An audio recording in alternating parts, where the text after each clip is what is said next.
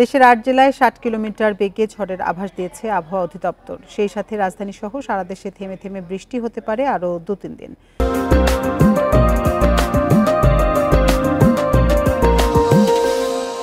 ভোর ৫টায় দেশের অভ্যন্তরীণ নদীবন্দরগুলোকে দুপুর ১টা পর্যন্ত দেয়া সতর্কবার্তায় এই আশঙ্কার কথা জানানো হয়। এতে বলা হয়, সাগরে সৃষ্ট সুস্পষ্ট লঘুচাপটি দুর্বল হয়ে একই এলাকায় লঘুচাপ আকারে অবস্থান করছে। মৌসুমী বায়ু সক্রিয় এবং উত্তর বঙ্গোপসাগরে প্রবল অবস্থায় রয়েছে। এই অবস্থায় খুলনা, বরিশাল, পটুয়াখালী, নোয়াখালী, কুমিল্লা, চট্টগ্রাম, কক্সবাজার ও সিলেট অঞ্চলে এ ঝড় বয়ে যেতে পারে। এসব এলাকার নদীবন্দরগুলোকে ১ নম্বর সতর্ক সংকেত দেখাতে বলা হয়েছে।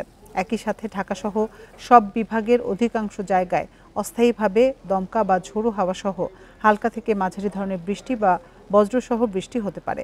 সেই সঙ্গে দেশের কোথাও কোথাও মাঝারি ধরনের ভারী থেকে অতি ভারী বর্ষণ হতে পারে বলেও পূর্বাভাসে বলা হয়েছে।